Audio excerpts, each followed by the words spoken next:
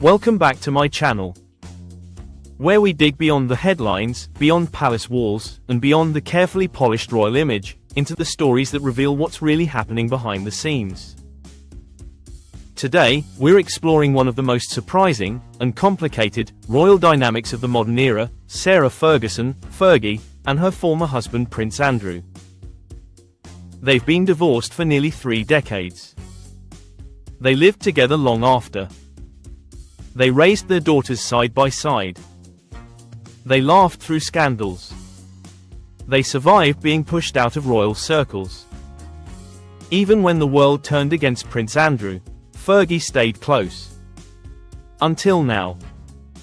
Because something is changing, quietly, powerfully, and undeniably. This is the story of Fergie's shocking, unexpected shift, and the truth she may be preparing to reveal. Not as a scandal. Not as a betrayal. But perhaps, as freedom. Let's begin. For most people, Sarah Ferguson entered royal life as a burst of energy, the bright, charismatic, red-haired breath of fresh air who married Queen Elizabeth's second son, Prince Andrew, in 1986. Compared to the quiet, shy Diana, Fergie was bold. She laughed loudly. She made jokes. She hugged people. She was imperfect, openly imperfect, and that was both her charm and her downfall. Because the monarchy was never designed to handle someone real. Not then. Not fully. Not even now. Yet the connection between Andrew and Fergie was undeniable. It was fun. It was playful. It felt genuine. They became parents to Princess Beatrice and Princess Eugenie, 2 daughters who grew up with something rare inside royalty, parents who may not have stayed married, but who never became enemies. When Andrew's naval career and royal duties kept him away, their marriage began to crumble. But their bond, that strange, enduring, unbreakable bond, that survived everything. Even divorce. After the separation, and then divorce in 1996, most expected Sarah Ferguson to disappear from royal life entirely. But Fergie did what few ex-royals have ever done: she stayed close. She kept living with Andrew, sometimes in the same house, sometimes just nearby. She continued raising their daughters alongside him. They vacationed together. They attended events together. They spoke highly of each other, even when the press was vicious. There were rumors, endless rumors, that they might remarry. That they were secretly still together. That theirs was the love story that never ended. Fergie always played it with a smile, never confirming, never denying, just existing inside this unusual royal space.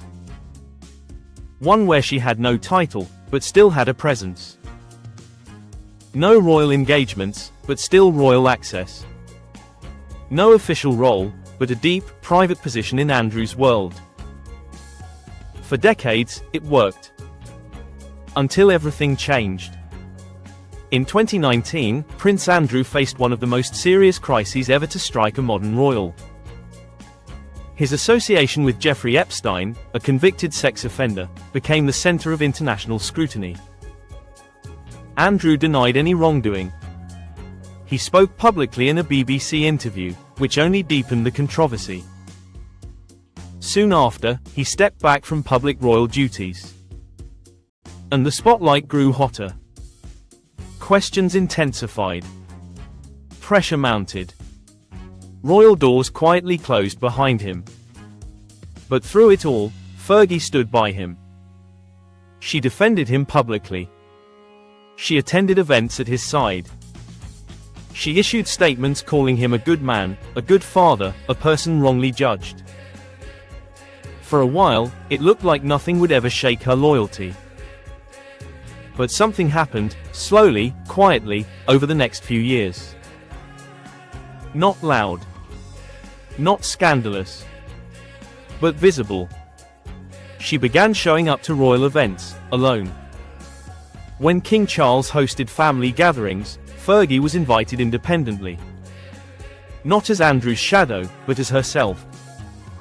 She began making moves again in public life, books, interviews, podcasts, and yes, possibly more memoir writing. Her voice, once silenced by royal structure, is growing again. And this time, it's coming from a woman who has survived more than most. Because life has shifted for Sarah Ferguson, in profound and personal ways. In 2023, she was diagnosed with breast cancer. She underwent surgery, and recovered. Then, not long after, another blow, a diagnosis of malignant melanoma, a form of skin cancer. 2 serious diagnoses. Unpredictable. Life-changing. Moments like these, they clarify everything. Who you are. What you want. What you will speak, and what you will no longer stay silent about. One thing became increasingly clear: Sarah Ferguson is choosing to tell her own story, on her own terms, not Andrew's.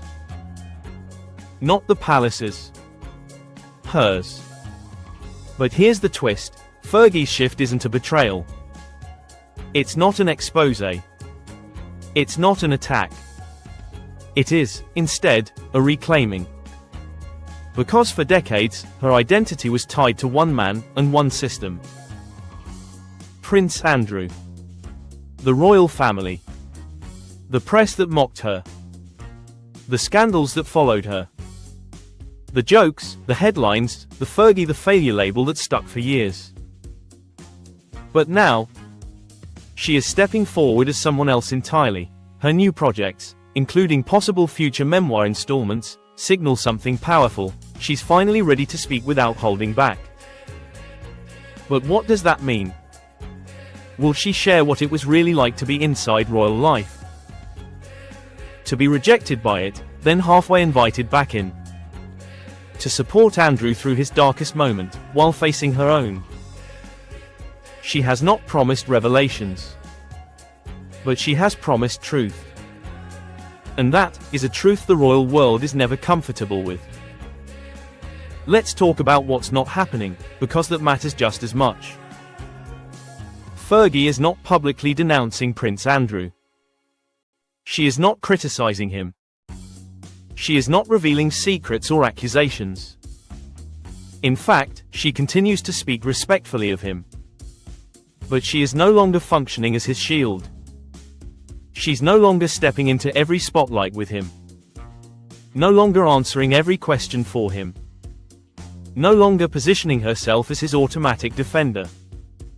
This isn't a break in loyalty. It's a shift in identity. Sarah Ferguson finally gets to be Sarah Ferguson, not Prince Andrew's ex-wife, and that alone is revolutionary. In recent public appearances, interviews, and speeches, something else has become clear: Fergie is embracing gratitude. Not bitterness. Not regret. Gratitude. She's talked about healing. About resilience. About empathy in the face of judgment. She tells stories from her past, not as wounds, but lessons. She speaks as someone who has lived a full, flawed, incredible life, and come through the other side more whole, not more broken. She even has a new phrase she uses: I'm owning it, not hiding. Not apologizing. Not pretending. Owning it. And this is where the shock comes in. For the first time in decades, it feels like Fergie is preparing to tell her version of what life has been. Not the media version. Not the palace version. Not the version shaped by royal advisors or PR. But hers. And if she does, it may reshape how history sees them both. Not by exposing Andrew, but by revealing the humanity the monarchy so often hides. Imperfection. Mistakes. Love that didn't disappear, even when the marriage did. Family that exists outside official titles. Theirs was never a fairy tale. It was real. And that's what people connect to now, in a world tired of polished illusions. Let's pull back and think about the bigger picture. King Charles is reshaping the monarchy, smaller, controlled, polished, focused. Thank you for watching. And if you're fascinated by the real, complicated, and human side of the royal family, make sure you like this video, hit subscribe, and tap the notification bell so you never miss what's next. And I'll see you in the next video.